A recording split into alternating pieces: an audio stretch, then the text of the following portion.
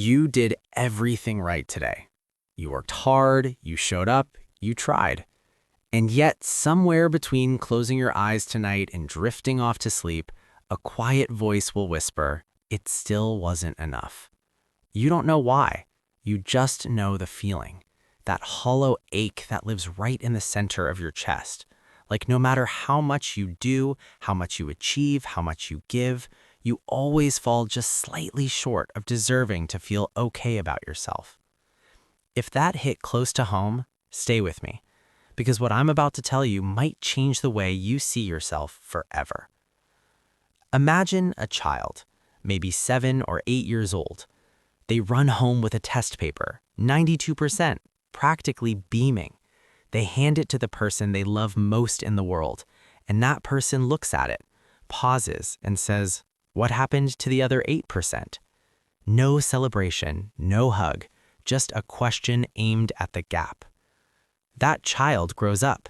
They get smarter, stronger, more capable. They learn to dress it up differently. Perfectionism, overachieving, people-pleasing. But somewhere deep inside, they're still holding up that test paper, still waiting for someone to finally say, "This is enough. You are enough."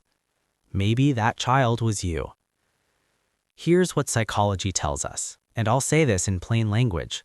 When we grow up in environments where love felt conditional, where approval had to be earned, our brain learns a devastating lesson. It learns that our worth is a performance, that we are not loved for who we are tolerated for what we produce. And once that belief gets wired in early enough, it doesn't just go away when you become an adult. It becomes the invisible measuring stick you carry everywhere, into job interviews, into relationships, into the mirror every single morning. Pause for a second. Think about the last time you accomplished something. Really think about it. How long did the good feeling last? An hour? A day? And then what happened? The bar just moved, didn't it? That's not ambition. That's a wound pretending to be a personality. The cruel thing about never feeling good enough is that it doesn't look like suffering from the outside. It looks like drive, it looks like dedication.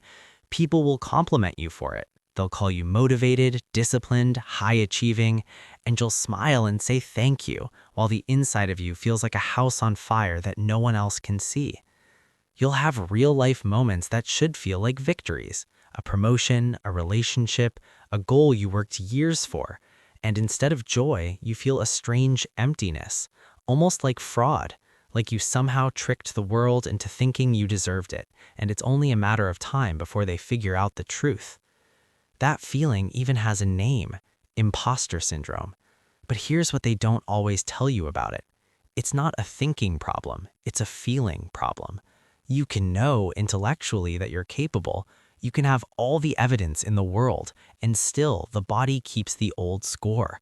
The nervous system still braces for the disappointment, because somewhere in your history, being proud of yourself wasn't safe. Now here's the moment I want you to really sit with. The version of you that never feels good enough, they're not broken, they're not weak, they're loyal to a very old story that was written for you before you were old enough to choose a different one. A story that says love is earned, rest is lazy, stillness is dangerous, and the moment you stop performing, you become invisible. But what if that story was never true? What if you were always enough and you were just never shown the evidence? Think about someone you love deeply, a friend, a sibling, someone whose face just appeared in your mind. Do they have to earn your love every single day? Do they become less worthy on the days they fail, rest, or fall apart? Of course not. You love them in their ordinariness, in their mess, in their 92%. Now ask yourself, honestly, why are you the only one excluded from that kind of grace? The truth is uncomfortable and it's freeing at the same time. No achievement will ever fill a hole that was made by the absence of unconditional love. Not the promotion, not the perfect body, not the relationship, not the applause. Because those things were never the real need. The real need was to be seen, just as you are, and told you don't have to earn your place here. You were always allowed to take up space.